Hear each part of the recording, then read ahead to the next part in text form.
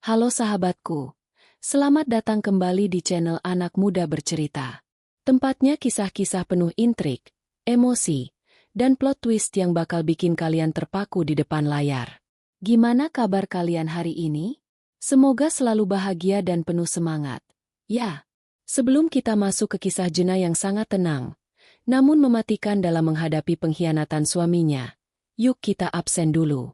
Siapa saja yang sudah siap menyimak? Langsung ketik di kolom komentar nama kalian, asal kota. Dan jangan lupa tulis hadir ya. Pengin tahu nih sahabat, dari daerah mana saja yang paling kompak hari ini. Dan buat kamu yang baru bergabung, jangan sampai ketinggalan kelanjutan kisah-kisah seru lainnya. Klik tombol like, subscribe, dan nyalakan lonceng notifikasinya sekarang juga.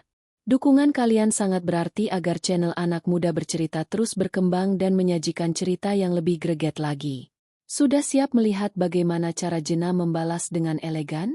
Yuk, kita mulai ceritanya. Jena berdiri di depan cermin besar yang ada di kamarnya, merapikan kerah kemeja putih yang ia kenakan. Wajahnya tenang, hampir tidak menunjukkan emosi apapun. Meski di dalam dadanya ada gemuruh yang sudah ia redam selama berbulan-bulan. Di belakangnya, Aris tampak sibuk memasukkan beberapa berkas ke dalam tas kerjanya dengan gerakan yang terburu-buru. Bau parfum maskulin yang tajam memenuhi ruangan. Aroma yang dulu sangat Jena sukai, namun kini terasa mencekik. Aris tidak menoleh sedikit pun ke arah Jena. Laki-laki itu hanya fokus pada jam tangannya. Seolah-olah setiap detik yang terbuang adalah kerugian besar bagi hidupnya. Jena memperhatikan gerak-gerik suaminya dari pantulan cermin. Ia melihat bagaimana Aris menghindari kontak mata, bagaimana jemari laki-laki itu sedikit gemetar saat mengancingkan lengan kemejanya, dan bagaimana ia terus-menerus memeriksa ponselnya yang diletakkan tertelungkup di atas meja rias. Bagi orang awam, Aris mungkin terlihat seperti eksekutif muda yang sangat berdedikasi pada pekerjaan. Namun bagi Jena yang sudah mendampinginya selama 5 tahun, setiap gerakan itu adalah bahasa isyarat dari sebuah kebohongan yang sudah mendarah daging. Aris akhirnya bersuara tanpa melihat ke arah Jena. Ia mengatakan bahwa ada rapat mendat luar kota yang tidak bisa ia tinggalkan. Proyek besar yang katanya akan menentukan masa depan karirnya sedang berada di ujung tanduk. Jena hanya mengangguk pelan. Ia tidak bertanya rapat dengan siapa, di mana lokasinya, atau kapan suaminya itu akan pulang. Ia sudah hafal dengan naskah yang selalu dibacakan Aris setiap kali akhir pekan tiba. Jena hanya tersenyum tipis. Sebuah senyuman yang menyimpan ribuan makna yang tidak sanggup dibaca oleh Aris. Saat Aris hendak melangkah keluar kamar, langkahnya terhenti karena ibu Aris muncul di ambang pintu. Ibu mertua Jena itu datang dengan membawa keranjang berisi buah-buahan. Wajahnya cerah seperti biasa. Beliau bertanya mengapa Aris terlihat begitu terburu-buru di hari Sabtu yang seharusnya menjadi waktu istirahat bagi pasangan suami istri. Aris segera memasang wajah lelah yang dibuat-buat, menjelaskan kepada ibunya bahwa ia harus bekerja demi memberikan kehidupan yang layak bagi Jena. Ia bahkan sempat mencium kening ibunya dan meminta doa agar proyeknya lancar. Jena melihat pemandangan itu dengan rasa mual yang tertahan. Bagaimana bisa seorang laki-laki melibatkan ibunya dalam sebuah sandiwara pengkhianatan? Ibu kemudian menoleh ke arah Jena, menanyakan apakah Jena tidak keberatan jika suaminya sering meninggalkan rumah. Jena menjawab dengan suara yang sangat lembut dan tenang. Ia mengatakan bahwa ia sangat mendukung karir Aris dan ia percaya sepenuhnya pada apa yang sedang dikerjakan suaminya di luar sana. Mendengar jawaban itu, Aris tampak sedikit lega. Namun, ada kilatan rasa bersalah yang melintas cepat di matanya sebelum ia benar-benar menghilang di balik pintu utama. Setelah mobil Aris menderu menjauh dari halaman rumah, Jena tidak lantas menangis atau membanting barang. Ia justru duduk dengan tenang di ruang tamu bersama ibu mertuanya. Mereka berbincang ringan tentang masakan dan tanaman, namun pikiran Jena sudah berada di tempat lain. Ia teringat kejadian 2 hari yang lalu. Saat ia secara tidak sengaja menemukan sebuah stroke reservasi hotel mewah di tengah kota yang terselip di dalam saku celana kerja Aris yang hendak dicuci. Hotel itu bukan berada di luar kota seperti yang selalu dikatakan Aris, melainkan hanya berjarak 30 menit dari rumah mereka. Jena juga teringat bagaimana Aris mulai mengganti kata sandi ponselnya secara berkala dan selalu membawa ponsel itu bahkan ke kamar mandi. Semua potongan teka-teki itu sudah tersusun rapi di kepala Jena. Ia bukan wanita yang akan meledak-ledak saat dikhianati. Ia lebih suka menjadi penonton yang tenang. Menunggu aktor utamanya menyelesaikan seluruh babak dramanya sendiri sebelum ia menutup tirai dengan tangannya sendiri. Ibu mertuanya kemudian pamit untuk beristirahat di kamar tamu. Jena mengantarnya dengan penuh kesantunan. Setelah memastikan keadaan rumah aman, Jena masuk ke dalam ruang kerjanya yang kecil. Ia membuka laptop dan mulai mengakses sebuah sistem pelacakan GPS yang terhubung dengan mobil mereka. Layar laptop menunjukkan titik merah yang bergerak stabil. Titik itu tidak menuju ke arah gerbang tol luar kota, melainkan berbelok masuk ke kawasan bisnis yang dipenuhi hotel-hotel berbintang. Jena memperhatikan titik itu berhenti tepat di sebuah gedung tinggi yang ia kenal dari stroke yang ia temukan tempo hari. Jena menarik napas panjang. Ia tidak merasa hancur. Anehnya ia merasa bebas. Selama ini ia merasa seperti hidup dalam kabut. Menebak-nebak di mana letak kesalahan dalam pernikahan mereka. Menyalahkan dirinya sendiri karena mungkin kurang perhatian atau kurang menarik. Namun melihat titik merah itu berhenti di sebuah hotel, kabut itu sirna. Kesalahannya bukan pada dirinya, melainkan pada karakter laki-laki yang ia panggil suami itu. Jena bangkit berdiri, mengganti pakaiannya dengan gaun hitam sederhana namun elegan. Ia merias wajahnya dengan tipis, memberikan penekanan pada lipstik merah yang membuatnya terlihat lebih tegas. Ia tidak butuh bantuan siapapun untuk melakukan ini. Ia sudah menyiapkan segalanya dengan matang. Di dalam tasnya, selain ponsel, ia membawa sebuah kamera saku dengan lensa tajam yang biasa ia gunakan untuk hobi fotografinya. Kali ini objek fotonya bukan lagi pemandangan alam, melainkan sebuah realita pahit yang harus ia abadikan sebagai bukti kemenangan. Sebelum meninggalkan rumah, Jena menyempatkan diri mengecek kamar ibu mertuanya sekali lagi. Beliau sudah tertidur pulas. Jena meninggalkan sebuah catatan kecil di meja makan yang mengatakan bahwa ia pergi sebentar untuk urusan mendesak dan meminta ibu untuk tidak menunggunya makan malam. Jena mengunci pintu rumah dengan perlahan lalu masuk ke dalam mobilnya sendiri. Sepanjang perjalanan, Jena memutar musik klasik dengan volume rendah. Ia mengatur detak jantungnya agar tetap stabil. Ia tidak ingin datang ke hotel itu sebagai wanita yang patah hati, melainkan sebagai seorang hakim yang siap menjatuhkan vonis. Ia memikirkan semua tahun yang telah ia habiskan bersama Aris, semua pengorbanan yang ia lakukan untuk mendukung mimpi-mimpi suaminya, dan bagaimana semua itu dibalas dengan sebuah pengkhianatan yang begitu murah di sebuah kamar hotel. Sesampainya di lobi hotel, Jena melangkah dengan percaya diri. Ia tidak terlihat seperti istri yang sedang membuntuti suaminya. Ia terlihat seperti tamu VIP yang sedang menunggu pertemuan penting. Ia duduk di salah satu sofa lobi yang strategis. Dari sana ia bisa melihat siapa saja yang masuk dan keluar dari lift. Jena mengeluarkan ponselnya dan mencoba menghubungi Aris sekali lagi. Ia ingin memberikan satu kesempatan terakhir bagi suaminya untuk jujur. Sebuah uji nyawa bagi pernikahan mereka yang sedang sekarat. Panggilan pertama tidak diangkat. Panggilan kedua ditolak. Jena menunggu beberapa menit sebelum mencoba untuk ketiga kalinya. Saat itulah Aris mengangkat teleponnya. Suara laki-laki itu terdengar sangat berisik di seberang sana dengan latar belakang suara musik dan tawa yang samar. Aris berteriak dengan nada yang sangat kasar. Menanyakan mengapa Jena terus mengganggunya saat ia sedang sibuk rapat penting. Kalimat "stop ganggu aku" lagi sibuk kerja meluncur begitu saja dari mulut Aris sebelum sambungan diputuskan secara sepihak. Jena hanya tersenyum kecil mendengar teriakan itu. Ia tidak merasa sakit hati lagi. Ucapan kasar suaminya justru menjadi bahan bakar bagi keberaniannya. Ia melihat ke arah layar lift yang menunjukkan angka lantai yang terus bergerak. Berdasarkan data reservasi yang ia temukan, ia tahu nomor kamar yang ditempati Aris. Ia bangkit dari sofa, berjalan menuju lift, dan menekan tombol lantai 7. Setiap detik di dalam lift terasa begitu sunyi. Jena menatap pantulan dirinya di dinding lift yang mengkilap. Ia melihat seorang wanita yang kuat. Wanita yang tidak akan membiarkan dirinya diinjak-injak oleh kebohongan. Saat pintu lift terbuka, Lorong hotel yang panjang menyambutnya dengan karpet tebal yang meredam suara langkah kakinya. Jenah berjalan pelan mencari nomor kamar 402. Ia berhenti tepat di depan pintu kayu berwarna gelap itu. Ia bisa mendengar suara tawa dari dalam. Suara tawa Aris yang sangat ia kenal bersahutan dengan suara wanita lain yang terdengar manja.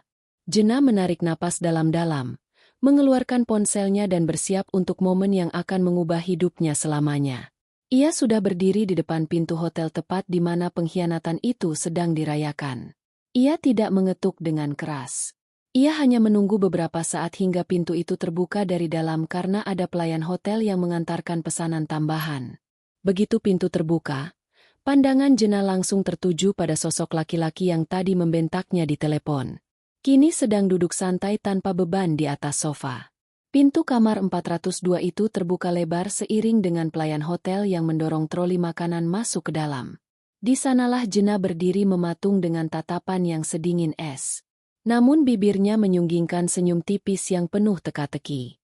Aris yang sedang tertawa sambil memegang gelas minuman keras-keras mendadak tersedak. Tawanya mati seketika, digantikan oleh ekspresi horor yang membuat wajahnya memucat dalam hitungan detik. Wanita di sampingnya, Sla yang mengenakan jubah mandi hotel tampak bingung dan mencoba menutupi bahunya yang terbuka. Namun, Jenah sama sekali tidak memandang wanita itu. Fokusnya hanya pada Aris. Laki-laki yang baru saja membentaknya di telepon dengan alasan sibuk bekerja. Jenah melangkah masuk tanpa diundang, melewati pelayan hotel yang tampak kikuk dan segera meletakkan nampan lalu keluar dengan terburu-buru. Ruangan itu luas, mewah, dan dipenuhi aroma pengkhianatan yang menyesakkan. Aris mencoba berdiri. Kakinya gemetar hingga hampir menjatuhkan gelas di tangannya. Ia mencoba membuka mulut, mencari pembelaan, namun suaranya tercekat di tenggorokan. Jenah berjalan pelan mengelilingi ruangan. Jemarinya menyentuh permukaan meja marmer dengan gerakan anggun. Seolah ia sedang memeriksa kebersihan sebuah rumah yang hendak ia beli. Ia melihat tas branded milik wanita itu tergeletak di atas tempat tidur dan beberapa pakaian berserakan di lantai. Aris akhirnya berhasil mengeluarkan suara. Meski terdengar parau dan penuh ketakutan, ia memanggil nama Jenah dengan nada memohon, mencoba menjelaskan bahwa apa yang dilihat Jenah hanyalah kesalahpahaman besar. Ia mengatakan bahwa Sheila adalah klien penting yang sedang merasa tertekan dan ia hanya mencoba menghiburnya demi kelancaran proyek perusahaan. Kebohongan itu mengalir begitu lancar dari mulut Aris. Namun Jenah justru tertawa kecil. Tawa yang tidak mengandung kegembiraan, melainkan sebuah penghinaan yang telak. Jenah mengeluarkan ponselnya, menunjukkan durasi panggilan yang berakhir tepat 1 menit yang lalu, di mana Aris membentaknya habis-habisan.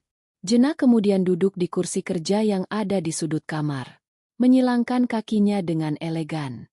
Ia menatap Aris dengan tatapan yang membuat suaminya itu merasa seperti terdakwa di ruang sidang. Jenah mengatakan bahwa ia tidak butuh penjelasan tentang siapa wanita itu atau apa yang mereka lakukan. Karena semua itu sudah sangat jelas. Yang membuat Jenah merasa lucu adalah betapa rendahnya harga diri Aris yang harus menumbalkan nama ibunya dan alasan nafkah demi bisa bersenang-senang di tempat ini. Jenah mengeluarkan kamera kecil dari tasnya. Lalu dengan tenang ia mulai mengambil foto Aris yang berantakan dan Sheila yang bersembunyi di balik selimut. Shea mulai berteriak mengancam akan melaporkan Jenah karena melanggar privasi. Namun Jenah hanya menoleh sedikit dan memberikan tatapan yang begitu tajam hingga wanita itu terbungkam. Jenah mengatakan bahwa privasi sudah hilang saat mereka memutuskan untuk menggunakan uang dari rekening bersama keluarga untuk menyewa kamar ini. Aris mencoba meraih kamera Jenah. Namun Jenah dengan sigap menghindar. Ia berdiri dan berjalan menuju jendela besar yang menampilkan kerlap-kerlip lampu kota. Ia mengatakan bahwa pemandangan dari lantai ini sangat bagus. Namun sayangnya moral suaminya jauh lebih rendah dari permukaan tanah. Aris mulai merengek. Ia bersujud di depan Jenah, memohon agar Jenah tidak memberitahu siapapun, terutama ibunya. Aris tahu betul bahwa ibunya adalah sosok yang sangat menjunjung tinggi kehormatan keluarga dan sangat menyayangi Jenah. Jika hal ini sampai ke telinga beliau, Aris tidak hanya akan kehilangan istri, tapi juga dukungan finansial dan kepercayaan dari keluarga besarnya. Jenah mendengarkan semua permohonan itu tanpa ekspresi. Ia membiarkan Aris menangis di kakinya, membiarkan laki-laki itu menunjukkan betapa pecundangnya dia saat kedoknya terbongkar. Jena kemudian mengeluarkan secari kertas dari tasnya. Kertas itu bukan surat cinta, melainkan sebuah draft perjanjian pembagian harta yang sudah ia siapkan sejak minggu lalu. Saat ia pertama kali menemukan bukti awal, Jena meminta Aris menandatanganinya. Saat itu juga jika ingin Jena tetap tenang di dalam ruangan ini. Aris yang panik dan hanya ingin masalah ini cepat tertutup, segera mencari pulpen. Ia tidak lagi memedulikan isi kertas itu. Yang ada di pikirannya hanyalah bagaimana agar Jena tidak membuat keributan yang memalukan di hotel tersebut. Setelah Aris menandatangani kertas itu dengan tangan gemetar, Jena melipatnya kembali dengan rapi. Ia menatap suaminya untuk terakhir kali di ruangan itu. Ia mengatakan bahwa hari ini adalah hari terakhir Aris bisa melihatnya sebagai seorang istri yang patuh. Mulai detik ini, Jena adalah orang asing yang memegang kunci kehancuran Aris. Jena berbalik menuju pintu. Namun sebelum benar-benar keluar, ia berhenti dan menoleh. Ia berpesan agar Aris melanjutkan rapatnya. Karena tagihan kamar ini sudah Jena bayar menggunakan kartu kredit pribadi Aris yang limitnya sudah Jena habiskan untuk berbelanja perhiasan sebelum datang ke sini. Jena melangkah keluar kamar 402 dengan kepala tegak. Di koridor hotel, ia berpapasan dengan beberapa tamu lain. Namun, tak ada yang menyangka bahwa wanita cantik itu baru saja menghancurkan hidup suaminya dengan cara yang paling halus. Jena masuk ke dalam lift, melihat bayangan dirinya di cermin. Ia menghapus sisa lipstik merahnya yang sedikit berantakan, lalu menarik napas panjang. Ia merasa seolah-olah beban seberat 1 ton baru saja diangkat dari bahunya. Ia tidak lagi merasa perlu memata-matai atau merasa cemburu. Sesampainya di lobi, Jena tidak langsung pulang. Ia memesan secangkir kopi di kafe hotel. Duduk di sana sambil memperhatikan orang-orang yang berlalu lalang. Ia membuka ponselnya, melihat kembali foto-foto yang ia ambil tadi. Ia tidak berniat menyebarkannya di media sosial demi konsumsi publik. Karena ia merasa dirinya terlalu berkelas untuk melakukan drama receh seperti itu. Ia hanya perlu menyimpan bukti itu untuk proses di pengadilan nanti. Ia tahu bahwa Aris akan mencoba menelepon ibunya untuk memutarbalikkan fakta. Maka Jena harus bergerak lebih cepat. Jena mengetik pesan singkat kepada pengacaranya, memberitahu bahwa semua bukti sudah lengkap dan dokumen sudah ditandatangani. Ia ingin proses perceraian berjalan secepat mungkin tanpa ada tuntutan balik dari pihak Aris. Setelah itu, Jena menatap layar ponselnya yang menunjukkan pesan masuk dari ibu mertuanya. Ibu bertanya, apakah Jena sudah selesai dengan urusannya dan apakah ia ingin dibelikan makanan kesukaan untuk makan malam. Air mata Jena hampir jatuh membaca perhatian tulus dari ibu mertuanya. Namun, ia segera menghapusnya. Ia tidak boleh lemah sekarang. Jena memutuskan untuk kembali ke rumah. Menghadapi kenyataan terakhir sebelum ia benar-benar pergi, ia tahu Aris mungkin akan sampai lebih dulu atau justru bersembunyi karena malu. Namun, bagi Jena, rumah itu bukan lagi pelabuhan. Rumah itu hanyalah sebuah bangunan yang menyimpan kenangan tentang kebohongan yang rapi. Di dalam mobilnya, Jena menyalakan radio, mendengarkan lagu yang bercerita tentang kebebasan. Ia menyetir dengan tenang, menikmati setiap kilometer perjalanan yang membawanya menuju babak baru kehidupannya. Saat sampai di halaman rumah, ia melihat mobil Aris belum ada di sana. Baguslah, pikirnya. Ia punya waktu untuk berbicara berdua dengan ibu mertuanya tanpa ada gangguan dari drama Aris. Jena masuk ke dalam rumah, mencium aroma masakan ibu yang memenuhi ruangan. Hatinya terasa perih karena ia tahu kejujurannya malam ini akan menghancurkan hati wanita tua yang sudah ia anggap seperti ibu kandungnya sendiri. Namun, membiarkan ibu hidup dalam kebohongan tentang anaknya jauh lebih kejam menurut Jena. Jena duduk di dapur memperhatikan ibu yang sedang sibuk mengaduk sup. Ibu menoleh dan tersenyum, menyuruh Jena untuk segera mencuci tangan. Jena mendekat, memeluk ibu dari belakang dengan sangat erat. Ibu merasa ada yang aneh dengan pelukan Jena. Beliau mematikan kompor dan berbalik, menangkup wajah Jena dengan tangannya yang hangat. Ibu bertanya, apa yang terjadi? Mengapa mata Jena terlihat begitu lelah? Jena terdiam sejenak, mengumpulkan seluruh keberaniannya untuk mengucapkan kata-kata yang akan mengubah segalanya. Di dapur yang hangat itu, aroma sup ayam kesukaan Aris menguar, memenuhi setiap sudut ruangan dengan kepalsuan yang menyesakan. Ibu menatap Jena dengan binar mata tulus. Seorang wanita tua yang selama ini hanya tahu bahwa putranya adalah laki-laki sempurna yang bekerja keras demi keluarga. Jena merasakan tenggorokannya tercekat. Ia tahu sekali ia membuka suara dunia ibu akan runtuh bersama hancurnya pernikahan Jena. Namun Jena tidak ingin menjadi bagian dari kebohongan yang dipelihara. Ia melepaskan pelukannya, menuntun ibu untuk duduk di kursi makan, lalu menggenggam tangan wanita tua itu yang mulai keriput. Jena memulai dengan nada bicara yang sangat tenang, hampir tanpa getaran. Ia bercerita bukan dengan amarah, melainkan dengan fakta yang runut. Ia menceritakan tentang stroke hotel yang ia temukan, tentang perubahan sikap Aris yang drastis. Hingga puncaknya adalah kejadian di kamar 402 beberapa jam yang lalu. Ibu terdiam. Wajahnya yang semula cerah perlahan memudar digantikan oleh gurat keterkejutan yang mendalam. Jena mengeluarkan ponselnya menunjukkan foto Aris yang tertangkap basah. Tidak ada satupun kata makian yang keluar dari mulut Jena. Ia hanya menyajikan kebenaran di atas meja makan yang biasanya digunakan untuk tawa bersama. Ibu menutup mulutnya dengan tangan.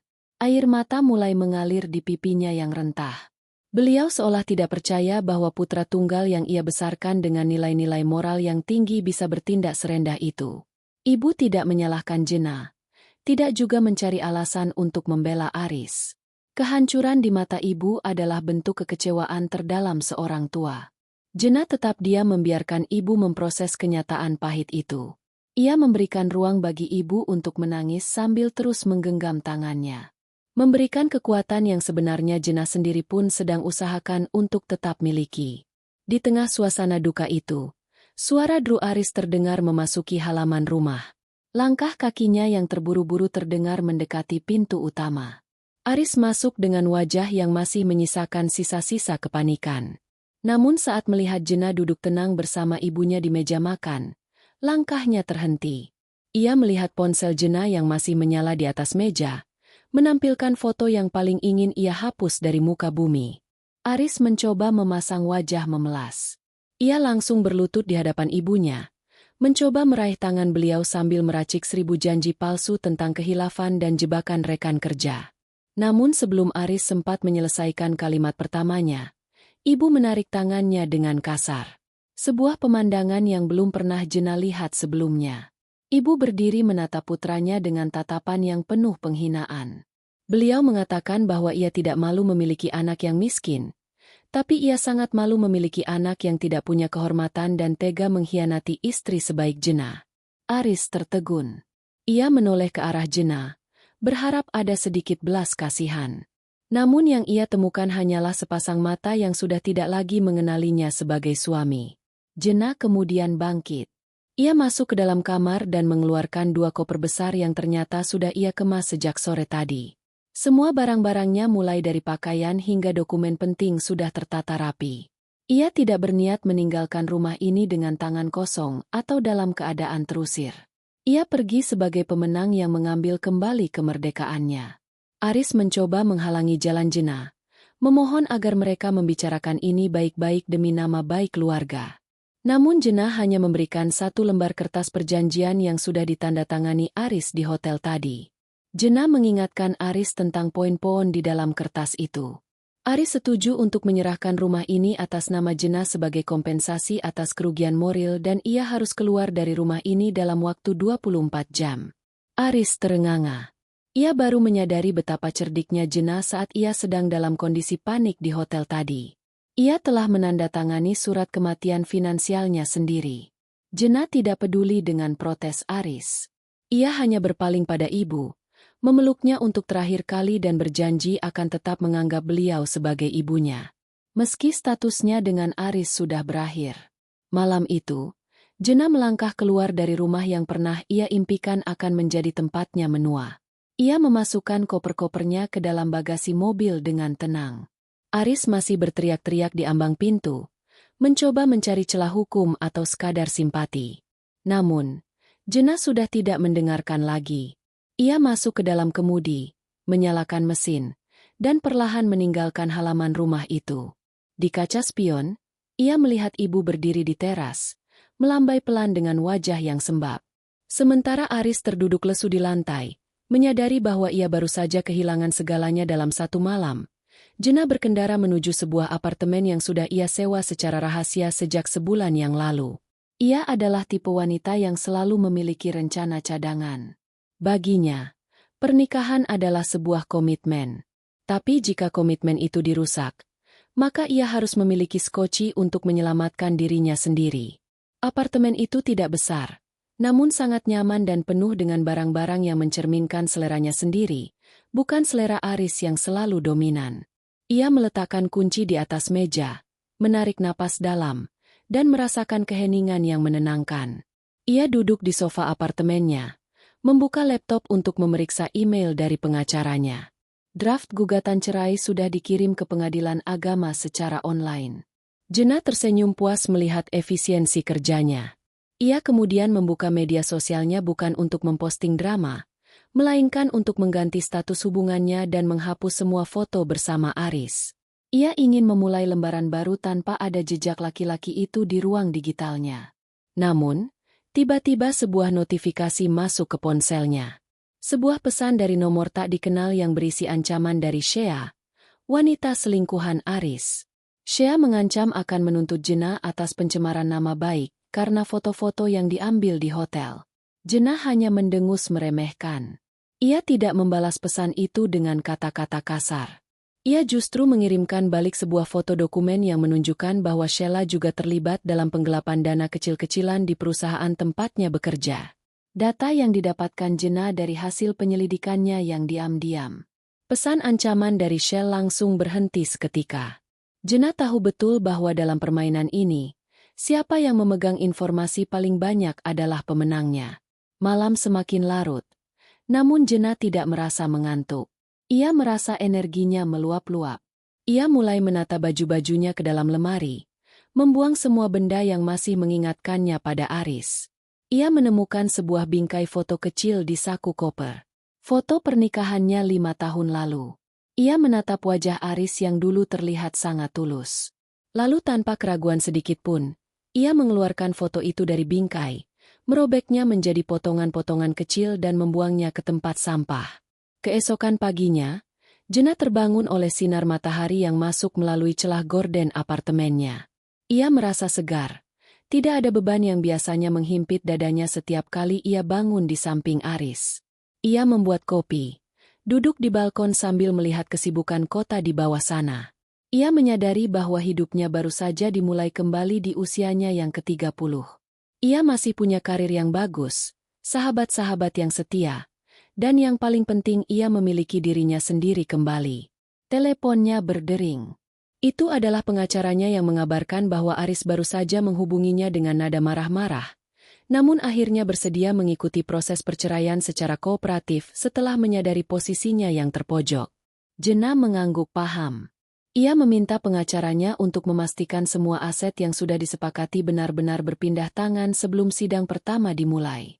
Ia tidak ingin memberikan celah sedikit pun bagi Aris untuk bermain licik di belakangnya.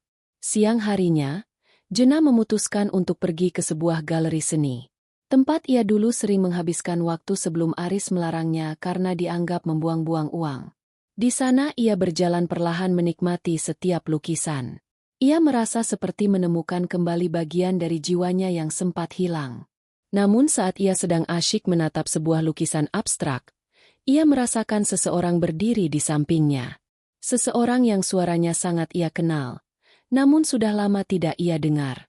Lukisan itu melambangkan kebangkitan, bukan? Suara itu berat dan tenang. Jenna menoleh dan terkejut melihat Raka. Sahabat lamanya yang dulu pernah membantunya belajar cara melacak lokasi. Raka tersenyum tipis, menatap Jenna dengan tatapan yang penuh arti. Sepertinya semesta sedang menyiapkan babak baru bagi Jenna, bukan sekedar tentang pembalasan dendam, tapi tentang menemukan kembali kebahagiaan yang sesungguhnya. Jenna terpaku sejenak menatap netra Raka yang tampak lebih dalam dari terakhir kali mereka bertemu di sebuah kafe remang-remang saat ia meminta bantuan teknis. Pertemuan di galeri seni ini terasa begitu kontras dengan suasana hotel yang mencekam beberapa malam lalu.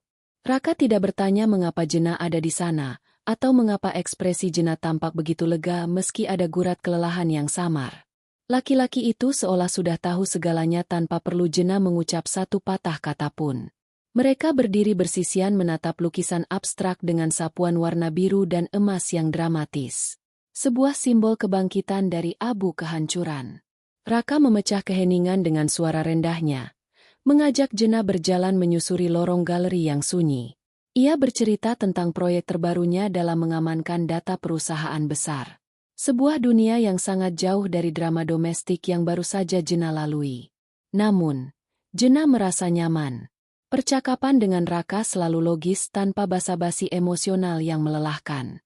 Bagi Jena, Raka adalah representasi dari dunia luar yang masih waras, tempat di mana kejujuran dan data adalah segalanya.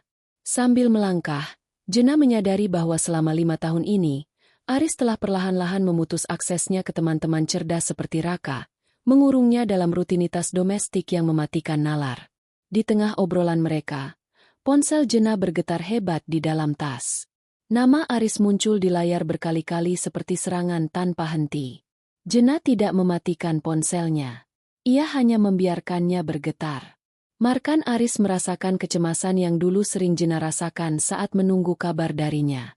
Raka melirik sekilas ke arah tas Jena lalu tersenyum tipis. Ia menawarkan untuk mematikan sinyal ponsel Jena menggunakan alat kecil yang selalu ia bawa. Namun Jena menggeleng pelan. Ia ingin Aris tahu bahwa ia ada. Ia aktif. Namun Aris tidak lagi memiliki otoritas untuk direspons. Setelah puas berkeliling galeri, Raka mengajak Jena ke sebuah kedai kopi tersembunyi di balik bangunan tua. Di sana, suasana sangat tenang, jauh dari hiruk-pikuk kota. Sambil menyesap kopinya, Jena akhirnya bercerita sedikit tentang proses hukum yang sedang berjalan. Raka mendengarkan dengan saksama, sesekali memberikan saran tentang bagaimana mengamankan aset digital dan jejak finansial yang mungkin disembunyikan Aris. Raka mengingatkan bahwa laki-laki seperti Aris saat terpojok biasanya akan mencoba menyerang balik melalui jalur yang paling tidak terduga seperti memanipulasi opini keluarga besar, atau mencoba mertas akun pribadi Jena. Benar saja, saat Jena sedang asyik mengobrol, sebuah pesan masuk dari ibu mertuanya. Ibu mengabarkan bahwa Aris sedang mengamuk di rumah, membanting barang-barang dan menuduh Jena telah mencuci otak ibu agar memihaknya. Ibu terdengar ketakutan, namun tetap teguh pada pendiriannya. Hati Jena berdenyut perih mendengar ibu harus menghadapi kemarahan anaknya sendiri. Tanpa pikir panjang, Jena segera berpamitan pada Raka. Ia harus memastikan ibu aman. Raka menawarkan diri untuk mengantar dan berjaga di depan rumah. Namun, Jena menolak dengan halus. Ini adalah perangnya dan ia harus menyelesaikannya dengan tangannya sendiri. Sesampainya di rumah, suasana terasa sangat tegang. Pecahan vas bunga kesayangan Jena berserakan di teras. Pintu depan terbuka lebar. Jena melangkah masuk dengan langkah mantap. Tidak ada rasa takut yang tersisa. Di ruang tengah, ia melihat Aris sedang berteriak di depan wajah ibunya, menuntut agar ibu menyerahkan sertifikat rumah yang ia sangka disimpan oleh beliau. Ibu hanya diam mematung. Air matanya mengalir deras. Namun matanya menatap tajam ke arah anaknya. Jena berdehem keras membuat perhatian Aris beralih seketika. Aris menerjang ke arah Jena. Matanya merah karena amarah dan mungkin pengaruh alkohol. Ia memaki Jena dengan kata-kata yang sangat kasar, menyebut Jena sebagai wanita licik yang ingin merampas hartanya. Jena hanya berdiri tegak, tidak mundur selangkah pun. Saat tangan Aris terangkat hendak menamparnya, Jena dengan sigap menangkap pergelangan tangan laki-laki itu. Tenaga Jena mungkin tidak sekuat Aris, namun ketenangannya membuat Aris goyah.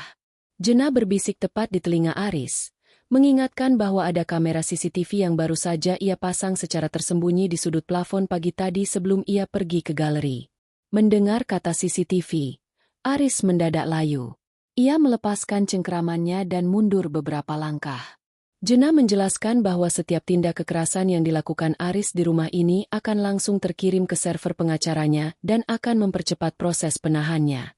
Jena kemudian menghampiri ibu, merangkul bahu wanita tua itu dan membawanya masuk ke dalam kamar. Ia mengunci pintu kamar dari dalam, membiarkan Aris berteriak-teriak frustrasi di luar sana. Di dalam kamar, ibu memeluk Jenat, meminta maaf berkali-kali atas kelakuan putranya yang sudah seperti kesurupan setan harta. Malam itu, Jenat tetap berada di rumah itu untuk menemani ibu. Namun, ia tidak tidur. Ia duduk di balik meja kerja Aris yang sekarang sudah menjadi miliknya. Ia mulai membuka laci-laci terkunci menggunakan kunci cadangan yang ia temukan di gantungan kunci cadangan ibu. Di sana ia menemukan sesuatu yang lebih mengejutkan daripada sekadar perselingkuhan. Ada tumpukan surat peringatan hutang dari beberapa bank atas nama pribadi Aris dengan jumlah yang fantastis.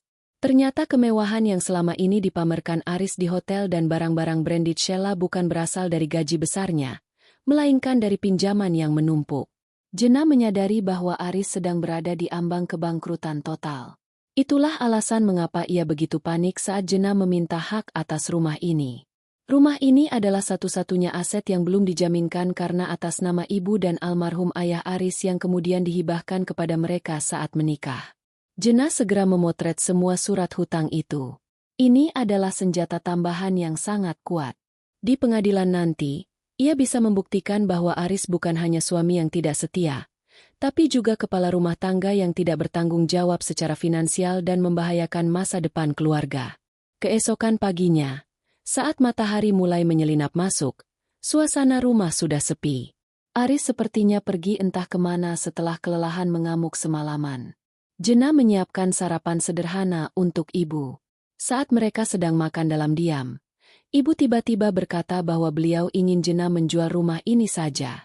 Ibu tidak ingin Jenna terus teringat akan kenangan pahit di sini. Dan ibu sendiri ingin menghabiskan masa tuanya di kampung halaman bersama saudara-saudaranya. Jenna tertegun. Ia melihat ketulusan yang luar biasa di mata ibu mertuanya. Beliau rela kehilangan rumah kenangannya demi ketenangan jiwa Jenna. Jenna menyetujui usulan ibu dengan satu syarat.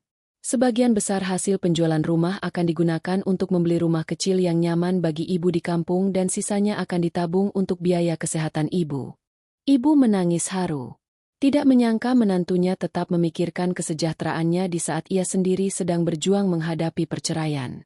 Hubungan mereka justru menguat di tengah badai.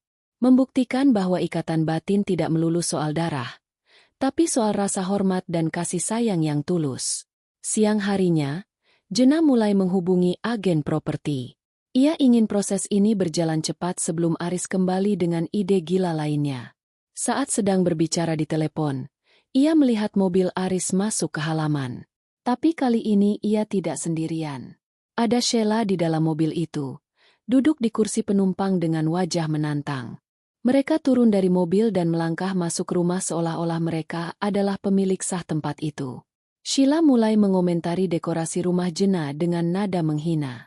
Sementara Aris berdiri di sampingnya dengan pongah, merasa memiliki dukungan baru.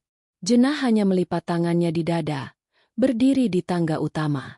Ia menatap mereka berdua dengan tatapan meremehkan. Aris mengatakan bahwa ia membawa saksi yang akan membuktikan bahwa Jenna selama ini adalah istri yang dingin dan tidak becus melayani suami sehingga ia terpaksa mencari hiburan di luar. Sela menambahkan dengan suara melengking bahwa ia tidak takut pada ancaman Jenna dan akan membantu Aris mendapatkan kembali hak-haknya. Jenna hanya tertawa singkat lalu mengeluarkan tumpukan surat hutang bank yang ia temukan semalam. Ia melemparkan lembaran-lembaran itu ke depan kaki Sheila. Jenna bertanya dengan nada sarkastis. Apakah Sela sudah siap menanggung tumpukan hutang Aris yang mencapai miliaran rupiah itu? Wajah Sela yang semula angkuh mendadak berubah saat ia memungut dan membaca angka-angka yang tertera di surat bank tersebut.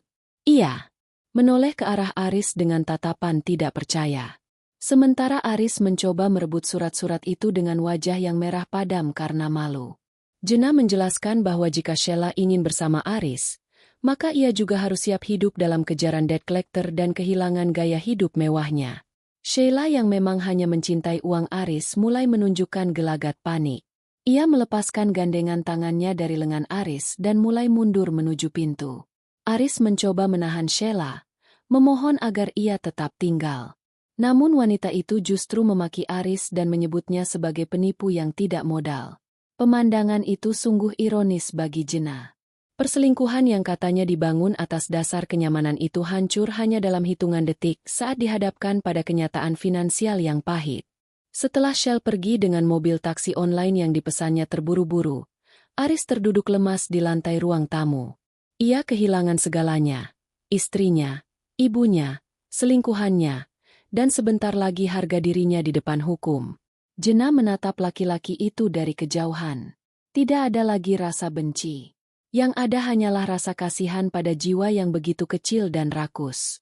Jena berjalan melewati Aris tanpa berkata apa-apa lagi menuju kamarnya untuk melanjutkan proses pengepakan barang-barang ibu.